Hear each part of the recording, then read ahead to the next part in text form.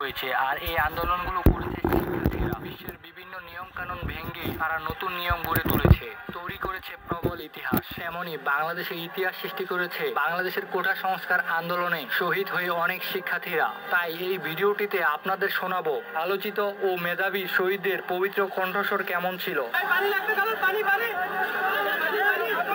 অনুরোধ থাকলো ভিডিওটি শেষ পর্যন্ত দেখার। আর আপনি অবশ্যই ভিডিওটিতে একটি লাইক দিয়ে আমাকে অনুপ্রাণিত করবেন এবং চ্যানেলটি সাবস্ক্রাইব করার অনুরোধ করলাম। পুরোটা বিশ্বকে জানাই দেন এই যুদ্ধ চলবে চলবে চলবে যতদিন না আমরা জিততেছি। আন্দোলনের মধ্যে যারা শহীদ হয়েছে তাদের জন্য আমরা মন খুলে কমেন্ট বক্সে আমিন লিখে যাব। মহান আল্লাহ তাআলা যেন জান্নাতের উচ্চ মাকাম দান করেন তাদেরকে। আজকে যে পরিস্থিতি হয়েছে ক্যাম্পাসে, অ্যাটলিস্ট আপনারা যদি কেউ দেখতেন, বিশ্বাস করেন আপনারা সারা জীবনের জন্য এই ছাত্রলীগ জিনিসটাকে যে কি পরিমাণ ঘৃণা করতেন বা ভয় পেতেন। চলুন আজকের ভিডিওটি শুরু করা যাক। হ্যাঁ, সবার প্রথমে রয়েছে কোটা সংস্কার আন্দোলনে সবার প্রথম যেই ভাইটি শহীদ হয়েছে তার কণ্ঠস্বর কেমন ছিল।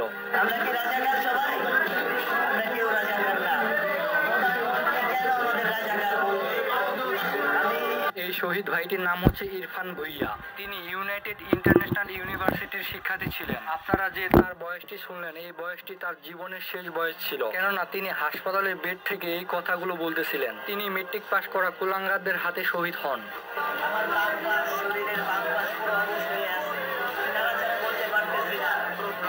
এরপর রয়েছে বাংলার শহীদ মীর মুগ্ধ। তিনি 18 জুলাই শহীদ হন। তবে তার গুণাক্ষর ইচ্ছাও ছিল না আন্দোলনে যোগ দেওয়ার। তিনি শুধুমাত্র আন্দোলনকারী ভাই বোনদের পিপাসা মেটানোর জন্য পানি এবং বিস্কুট দিচ্ছিলেন।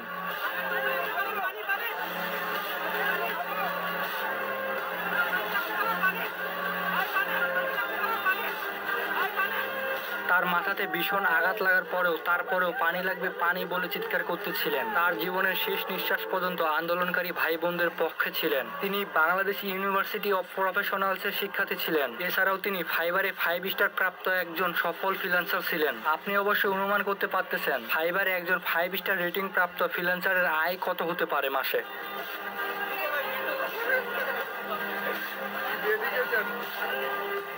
তাছাড়া যারা বাংলাদেশের প্রাইভেট ইউনিভার্সিটিতে পড়ে তাদের বেশিরভাগ শিক্ষার্থীর গভর্নমেন্ট জবের প্রতি তেমন আগ্রহ নেই। তাদের বেশিরভাগ শিক্ষার্থীর আগ্রহ কর্পোরেট জবের উপর। এরপর রয়েছে শহীদ আবু সাইদ। আবু সাইদ 16 জুলাই শহীদ হন। তিনি রংপুরের বেগম রোকেয়া বিশ্ববিদ্যালয়ের ইংরেজি ডিপার্টমেন্টের শিক্ষার্থী ছিলেন।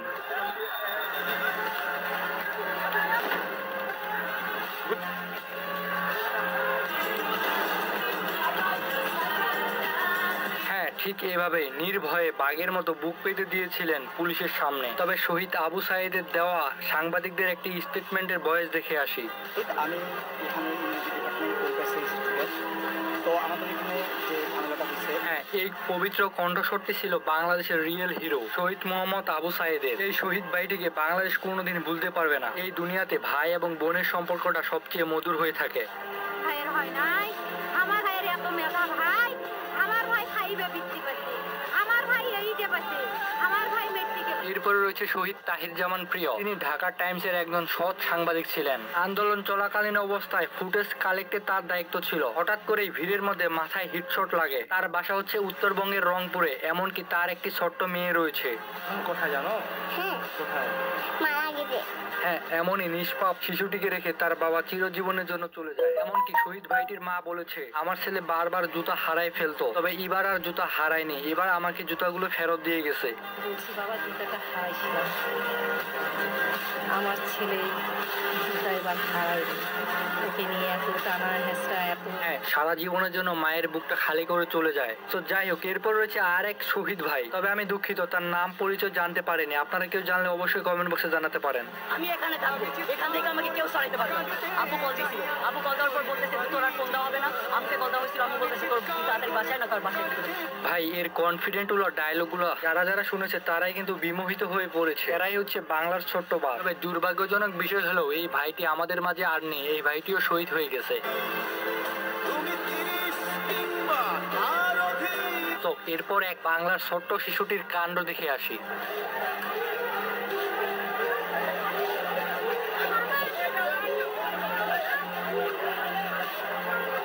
এই ছোট্ট শিশুটিও বুঝে গিয়েছিল সরকার আমাদের সাথে খেলা করতেছিল। আপনি একবার দেখুন তার আক্ষেপ এবং তেজ কতটা ভয়ানক। তো চলুন এরপর বাংলার বাগিনীদের দুই একটি গর্জন শুনে আসি। আপনাদের হাতে যদি অস্ত্র ওঠে আপনারা কি বাঁচবেন? একটা 4 কোটি রাজাকারের হাতে যদি অস্ত্র ওঠে আপনারা কি থাকতে পারবেন? হ্যাঁ ভাই, এটাই হচ্ছে জেড জেনারেশনের পাওয়ার। আপনি যদি জানতে চান বাংলাদেশের বর্তমান সময়ে টিভি চ্যানেলগুলোর মালিক কোন দলের, তাহলে অবশ্যই পাশের ভিডিওটি দেখুন। আজকের ভিডিওটি এই পর্যন্তই, তবে আপনাকে অনুরোধ করব এই ভিডিওটি অবশ্যই বন্ধুদের মাঝে শেয়ার করে দিন। আপনার প্রতিটি মত অনেক অনেক ভালো কাটুক এই প্রত্যাশায় আজকের ভিডিওটি শেষ করতেছি। আল্লাহ হাফেজ।